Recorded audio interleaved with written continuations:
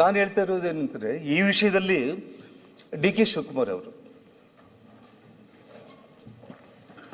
ಮುಖ್ಯಮಂತ್ರಿಗಳು ತುಂಬಾ ಗಂಭೀರವಾಗಿ ಇದನ್ನ ಟಿವಿಗಳೆಲ್ಲ ಬಂತು, ಅವ್ರನ್ನ ಬೈದಿದ್ದಾರೆ, ರೆಡ್ಡಿ ಅವ್ರ ಮನೆ ಹತ್ರ ಹೋಗಿ ಬ್ಯಾನರ್ ಕಟ್ಟೋ ಅವಶ್ಯಕತೆ ಏನಿತ್ತು ಅಂತ ಹೇಳಿ. ಅದೆಷ್ಟುವರೆಗೆ ಏನನ್ನೋದಕ್ಕಿಂತನೂ ಅವರು ಬಹಳ ಗಂಭೀರವಾಗಿ ಎಲ್ಲಿ ಕೂಡ ಏನು ಹೇಳಿಕೆಗಳು ಕೊಟ್ಟಿಲ್ಲ. ತಕ್ಷಣ SP ನ ಸಸ್ಪೆಂಡ್ ಮಾಡಿದ್ರು, ಟ್ರಾನ್ಸ್ಫರ್ ಮಾಡಿದ್ರು, IG ನ ಮಾಡಿದ್ರು, ಆಕ್ಷನ್ ತಗೊಳ್ಳೋದು ಶುರು ಆಯಿತು. ಆದರೆ ಈ ರಾಜ್ಯದ ಉಪಮುಖ್ಯಮಂತ್ರಿ ಅಲ್ಲಿಗೆ ಬಂದ್ಬಿಟ್ಟು, ಬಳ್ಳಾರಿಗೆ ಬಂದ್ಬಿಟ್ಟು ಅವ್ರ ಬಾಯಿಗೆ ಬಂದಂಗೆ ವಿ ಸ್ಟ್ಯಾಂಡ್ ವಿತ್ ಅವ್ರ MLA. ಓಕೆ, ನಿಮ್ಮ ಪಕ್ಷದ MLA ನೀವು ನಿಂತ್ಕೋಬೇಕು. ಯಾವುದಕ್ಕೆ ನಿಂತ್ಕೋಬೇಕು? ಎಂಥ ಘಟನೆಗಳಿಗೆ ನೀವು ನಿಂತ್ಕೋಬೇಕು? ಇವತ್ತು ನಾವು ಬಳ್ಳಾರಿಯಲ್ಲಿ 30 ವರ್ಷ ನಾನು ರಾಜಕೀಯ ಮಾಡಿದ್ದೇನೆ. ಎಂಥವ್ರ ವಿರುದ್ಧ ನಾವು ಹೋರಾಟ ಮಾಡಿದ್ದೀವಿ. ಯಾವತ್ತೂ ಕೂಡ ಪೊಲಿಟಿಕಲ್ ಫೈಟಿಂಗ್ಸನ್ನು ರ್ಯಾಲಿಗಳ ಮೂಲಕ, ಸ್ಟ್ರೈಕ್ಗಳ ಮೂಲಕ ಮಾಡ್ಕೊಂಡಿದ್ದೆ ವಿನಃ ಒಬ್ಬರ ಮನೆಗೆ ಇನ್ನೊಬ್ಬರು ಹೋಗಿ ದಾಳಿ ಮಾಡಿದ ಘಟನೆಗಳು ಬಳ್ಳಾರಿ ಇತಿಹಾಸದಲ್ಲಿ ಕೂಡ ಯಾವತ್ತೂ ಕೂಡ ಹಿಸ್ಟ್ರಿನಲ್ಲಿ ನಡೆದಿಲ್ಲ. ಇವತ್ತು ಒಬ್ಬ ಉಪಮುಖ್ಯಮಂತ್ರಿ ಬಂದ್ಬಿಟ್ಟು we stand with our MLA ಅಂತಂದ್ರು. ಓಕೆ, ಅದಕ್ಕೂ ನಾವೇನು ಯೋಚನೆ ಮಾಡಿ. ಸಭಾಧ್ಯಕ್ಷರೇ, ಆಮೇಲೆ ನಾವು ಮಾತಾಡ್ಬೇಕು. ರಂಗನಾಥ್ ಅವರೇ, ನಾನು ಮಾತಾಡಿದ ಮೇಲೆ ನೀವು 1 ಅವರ್ ಮಾತಾಡಿ. ಅಲ್ಲ, 1 ಅವರ್ ನೀವು 1 ಅವರ್ ಮಾತಾಡಿ. ಅಲ್ಲಲ್ಲ, ನೀವು 1 ಅವರ್ ಮಾತಾಡಿ. ಇನ್ವೆಸ್ಟಿಗೇಟ್ ಮಾಡ್ಲಿ ಅಂತಾನೆ ಹೇಳಿದ್ದಾರೆ ಅಲ್ಲಿ ಹೋಗಿ. ನಾನು ಹೇಳೋದನ್ನ ಪೂರ್ತಿ ಕೇಳಿ ರಂಗನಾಥ್. ಅಲ್ಲಲ್ಲ, ಎಲ್ಲ ವಿಡಿಯೋಗಳಿದೆ. ಅಲ್ಲ, ಮೀಡಿಯಾ ಮುಂದೆನೆ ಮಾತಾಡಿದ್ದಾರೆ. ದಯಮಾಡಿ ನೋಡಿ, ನಾನು ನಿಧಾನವಾಗಿ ಎಲ್ಲ ವಿಷಯಗಳನ್ನ ಹೇಳ್ತಾ ಇದ್ದೀನಿ. ನಾನೇನಾದ್ರೂ ತಪ್ಪು ಮಾತಾಡಿದ್ರೆ ದಯಮಾಡಿ ಎಲ್ಲ ಎವಿಡೆಂಟ್, ಪ್ರತಿಯೊಂದು ರೆಕಾರ್ಡೆಡ್, ಪ್ರತಿಯೊಂದು ವಿಡಿಯೋಗಳಿದೆ. ಈ ರಾಜ್ಯದ ಒಬ್ಬ ಉಪಮುಖ್ಯಮಂತ್ರಿ ಸಂವಿಧಾನದ ಬಗ್ಗೆ ನೀವು ಮಾತಾಡುವಂತ ಒಬ್ಬ ವ್ಯಕ್ತಿ ಅಲ್ಲಿ ಬಂದು ನೀನೇನ್ ಮಾತಾಡ್ತಾ ಇದೀಯ? ನಾನು ರಾಜ್ಯದ ಮುಖ್ಯಮಂತ್ರಿಗಳಿಗೆ ಆ ಗಲಾಟೆ ಆದ ತಕ್ಷಣ, ಮುಖ್ಯಮಂತ್ರಿಗಳೇ 1 ಅವರಲ್ಲೇ ನಾನು ನಿಮಗೊಂದು ಲೆಟರ್ ಬರೆದೆ, ಕೇಂದ್ರ ಗೃಹ ಮಂತ್ರಿಗಳಿಗೂ ಲೆಟರ್ ಬರೆದೆ, ಗವರ್ನರ್ಗೂ ಲೆಟರ್ ಬರೆದೆ, ಸೆಕ್ಯೂರಿಟಿ ಪ್ರೊವೈಡ್ ಮಾಡಿ, ಇನ್ನ ಹೆಚ್ಚಿನ ಸೆಕ್ಯೂರಿಟಿ ಅಂತ ಹೇಳಿ. ನಾನೇನು ಮಾಡಿಲ್ಲ. ಮಾಧ್ಯಮದವರು ರಾಜ್ಯದ ಮುಖ್ಯಮಂತ್ರಿಗಳನ್ನ ಸೆಕ್ಯೂರಿಟಿ ಕೇಳಿದ್ದಾರೆ.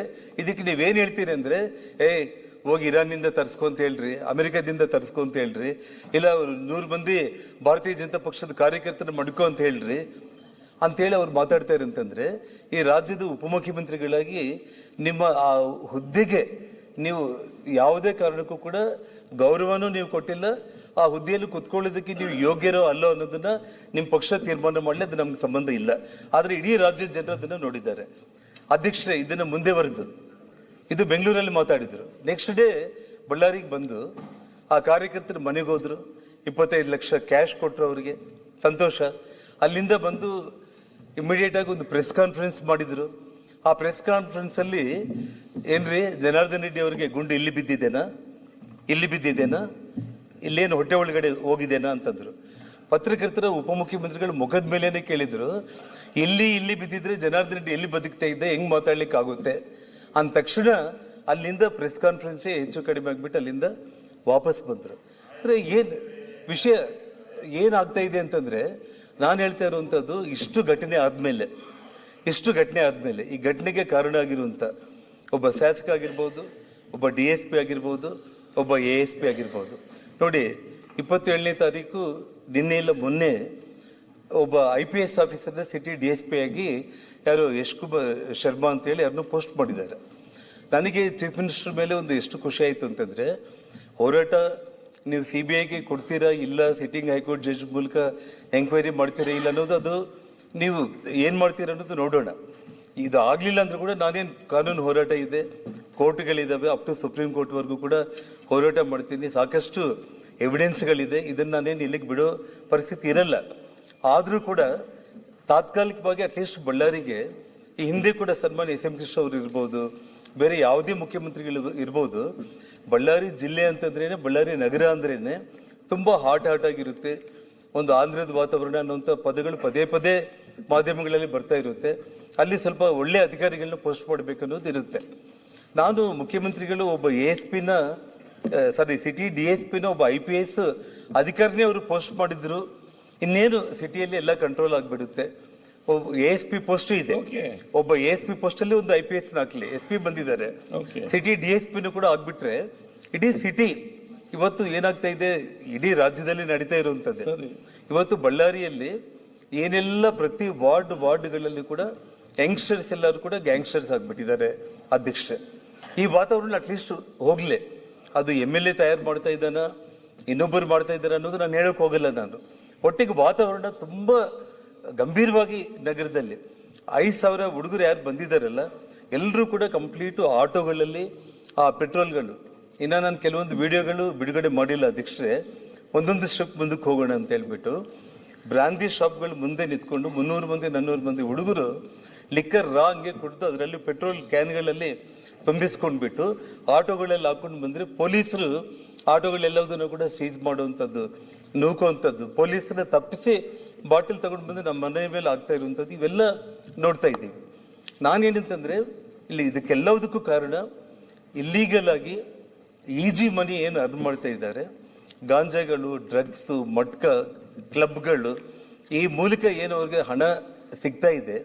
ಆ ಕಾರಣಕ್ಕೆ ಅದು ಮುಂದೆವರಿಬೇಕು ಅಂತಂದ್ರೆ ಜನಾರ್ದನ್ ರೆಡ್ಡಿ ಅವ್ರ ಕುಟುಂಬನ ಇಲ್ಲಿ ನಾವು ಅಂತ್ಯ ಮಾಡಬೇಕು ಅನ್ನೋಂಥ ಒಂದು ಕಾರಣ ಇಲ್ಲಿ ಎದ್ದು ಕಾಣಿರುವಂಥ ಒಂದು ವಿಷಯ. ದಯಮಾಡಿ ಮುಖ್ಯಮಂತ್ರಿಗಳನ್ನ ನಿಮ್ಮ ಕೈ ಜೋಡಿಸಿ ನಮಸ್ಕಾರ ಮಾಡಿ ನಾನು ಕೇಳ್ಕೊಳ್ತಾ ಇದ್ದೀನಿ. ರಾಜಕೀಯವಾಗಿ ನಾನೇನು ಮಾಡಿದ್ದೀನಿ, ನೀವು ನಮ್ಮ ಮೇಲೆ ಏನು ಹೋರಾಟ ಮಾಡಿದ್ದೀರಿ, ಅದ್ರ ಬಗ್ಗೆ ನನಗೇನು ನೋವಿಲ್ಲ. ಇದು ಹಣೆ ಬರಹ. ನಾವು ಜೈಲಿಗೆ ಹೋಗ್ಬೇಕಾಗಿತ್ತು, ಗಣಿ ಇನ್ನೊಂದು ನೀವು ಇದೆಲ್ಲ ಕೂಡ ನಮ್ಮ ಪ್ರಾಪ್ತ ಏನಿರುತ್ತೆ ಅದಾಗುತ್ತೆ. ಆದರೆ ನಾನು ನಿಮ್ಮಲ್ಲಿ ರಿಕ್ವೆಸ್ಟ್ ಮಾಡ್ತಾ ಇರುವಂಥದ್ದು, ನಿಜವಾಗ್ಲೂ ಕೂಡ ಈ ರಾಜ್ಯದ ಉಪಮುಖ್ಯಮಂತ್ರಿಯಾಗಿ ಅವ್ರು ಏನು ನಡ್ಕೊಂಡಿದ್ದಾರೆ, ಅವರ ಮುಖ್ಯಮಂತ್ರಿ ಸ್ಥಾನಕ್ಕೆ ಹೋಗೋದಕ್ಕೆ ಆ ಭಗವಂತ ಅವಕಾಶ ಮಾಡಿ ಕೊಡಬಾರ್ದು ಅನ್ನೋದು ಒಂದು. ನೀವು ದಯಮಾಡಿ ಈ ರಾಜ್ಯದ ಮುಖ್ಯಮಂತ್ರಿಗಳಾಗಿ ಇನ್ನ 2.5 ವರ್ಷ ಇರಬೇಕು, ಕಾನೂನನ್ನ ಕಾಪಾಡಿ. ವಿಶೇಷವಾಗಿ ಬಳ್ಳಾರಿಯಲ್ಲಿ ಈ ಕ್ರಿಮಿನಲ್ ಆಕ್ಟಿವಿಟೀಸ್ ಏನು ನಡೀತಾ ಇದೆ ಇದೆಲ್ಲದಕ್ಕೂ ಕಡಿವಾಣ ಹಾಕೋದಕ್ಕೆ ಒಳ್ಳೆ ಅಧಿಕಾರಿಗಳನ್ನ ತಾವು ನೇಮಕ ಮಾಡಿ ಆರಾಮಾಗಿ ಇಡೀ ಕರ್ನಾಟಕ ರಾಜ್ಯ ಇರುತ್ತೆ. ಇಲ್ಲ ಅಂತಂದ್ರೆ ಬಳ್ಳಾರಿಯಿಂದಾನೆ ಇನ್ನ ಮುಂದೆ ಏನೇನು ಘಟನೆಗಳಾಗುತ್ತೆ. ಯಾಕಂದ್ರೆ ಈ ಕ್ರಿಮಿನಲ್ ಐಡಿಯಾ ಇರುವಂತ ಒಬ್ಬ ನಾಯಕರುಗಳು ಯಾರೇ ಆಗಿದ್ರು, ರೆಡ್ಡಿ ಅವರೇ ಅಧ್ಯಕ್ಷ ಕ್ಲೋಸ್ ಮಾಡ್ತಾ ಇದ್ದೀನಿ, ಯಾರೇ ಒಬ್ಬ ಶಾಸಕ ಆಗಿರ್ಬೋದು, ಯಾರೇ ಇರ್ಬೋದು, ಈ ತರದ್ದು ಒಂದು ಮೆಂಟಾಲಿಟಿ, ಈ ತರದ್ದು ಒಂದು ಆಕ್ಟಿವಿಟೀಸ್, ಒಂದು ಕ್ರಿಮಿನಲ್ಸ್ ನ ತಯಾರು ಮಾಡ್ಕೊಂಡ್ಬಿಟ್ಟು ಸಾವಿರಾರು ಮಂದಿನ ಹಾಕೊಂಡ್ಬಿಟ್ಟು ಯಾರ ಮನೆ ಮೇಲೆ ಆದ್ರೂ ಕೂಡ ನಾನು ಹೋಗಿ ದಾಳಿ ಮಾಡ್ಬೋದು ಅಂತಂದ್ರೆ ನಾನೇನಷ್ಟು ಸಣ್ಣವನ್ ನಾನೇನಲ್ಲ. ಇವತ್ತು ಬಳ್ಳಾರಿಯಲ್ಲಿ ಇವತ್ತು ನನಗೇನು ಲಕ್ಷಾಂತರ ಜನರಿದ್ದಾರೆ. ಒಂದು ಕಾಲದಲ್ಲಿ 10ರಲ್ಲಿ 9 ಸೀಟ್ ಗೆದ್ದಿರುವಂತವ್ರು ಇವತ್ತು 1 ಸೀಟ್ ಗೆದ್ದು 9 ಸೀಟ್ ಸೋತಿರ್ಬೋದು, ನಾಳೆ 10ಕ್ಕೆ 10 ಗೆಲ್ಬಹುದು. ರಾಜಕೀಯ ಇದು, ಅದೇನೇ ಬದಲಾವಣೆಗಳಾಗಿರ್ಬೋದು.